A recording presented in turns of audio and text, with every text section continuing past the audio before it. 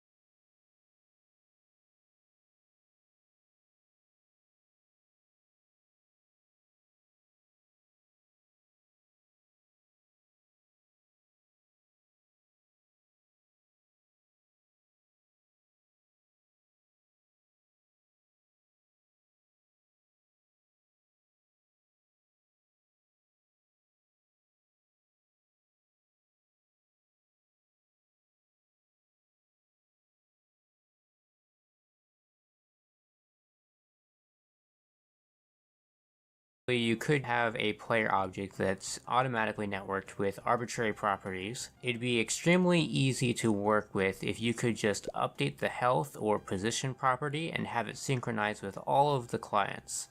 If you want to send a traditional message, you could just create a new shared message object that all the clients could see. Of course, it doesn't quite work that perfectly. For example, there need to be server-side controls for which clients can see which updates and the ability for the server to block certain updates to prevent cheating. With these concepts in mind, I set out on the adventure of creating my own networking framework. The first hurdle was to overcome the performance barriers from my previous solutions to a degree that would be acceptable for multiplayer racing. The object system didn't inherently do anything to solve this issue, but since it was a common abstraction for everything, I could reduce the actual packet sizes by encoding the updates as bytes. There are only a few necessary methods. So how easy is the framework to use? Well, the base car example used less than 10 lines of netcode. As mentioned before, the networked objects are predefined, so first you have to define all of the objects and their types like this. This 144-line file defines all of the networking specifications for PixCarts in its current state. Then these objects will automatically populate in the framework's object collections as they're created. There are creation, deletion, and update hooks as well in case you want other functionality to trigger upon changes, but most of the time it's as simple as just updating the value in the networked object. Now you may have two questions. The first being, is the framework open source and available for use? For now, it isn't. There are many parts I designed as I went without much planning, since I was working on the framework sporadically in between and during lectures, so some things don't work quite the way I would like them.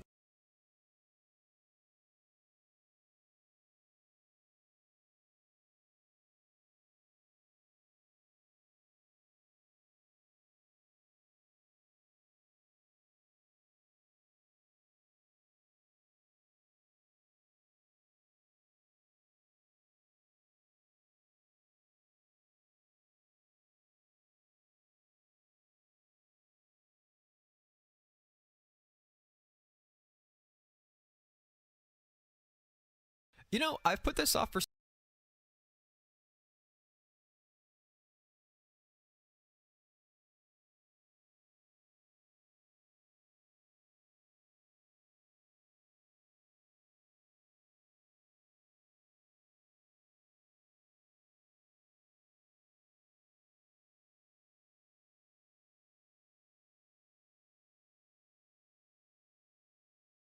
so long, but I think it's finally time for me to start doing devlogs for the main project. For some reason, your first devlog on a game always feels like it's big and impactful, and part of me just wanted to push that off until I got a game name and some other core ideas, but as anticlimactic as it seems, this will be devlog number 0, the big number 0. I feel like these are the videos that people always want. Devlog 0, where it starts. Although maybe devlog -1 in some ways, because I'm going to explain how I got here.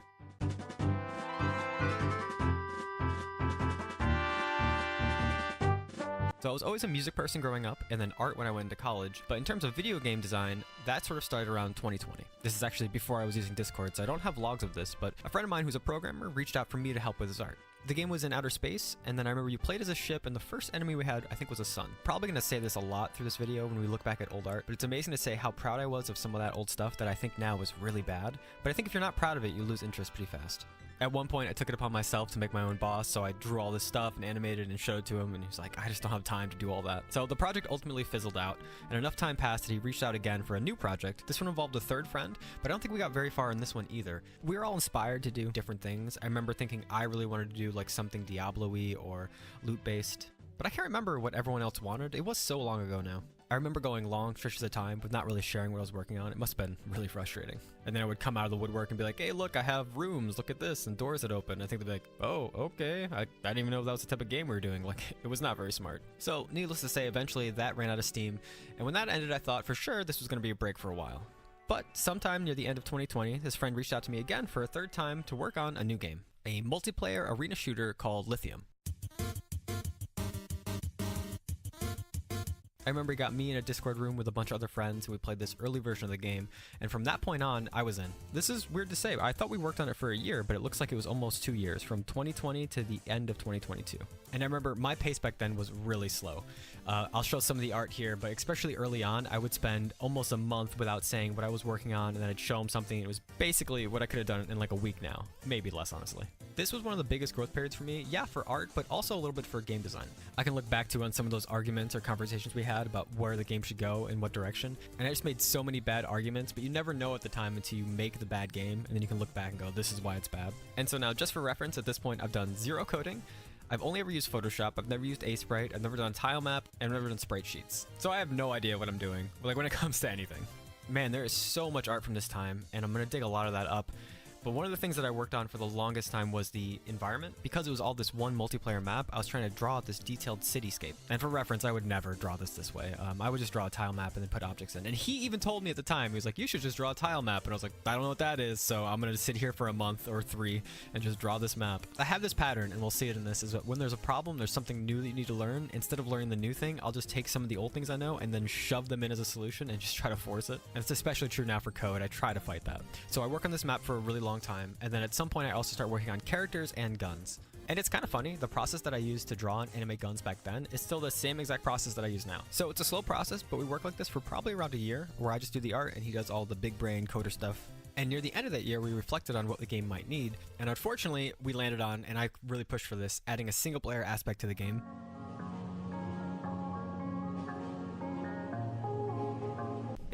It did not need that, and it really hurts to say that now because I was really spearheading this, I was really pushing for it, but it was the last thing the game needed.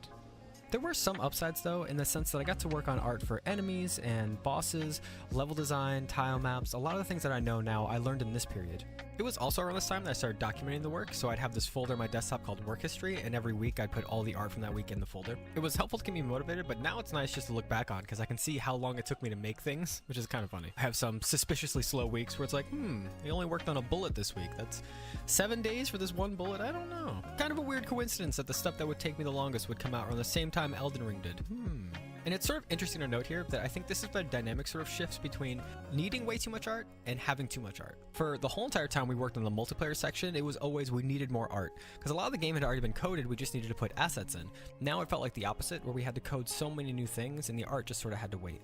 And as that grew and grew, it sort of felt like this was the fizzling out of this project. We bit off more than we could chew, and the game was turning into something it was sort of never meant to be. I think we both felt it, but we tried our best to make it into something and to keep pushing, but games are hard, and this one did fizzle out for us too.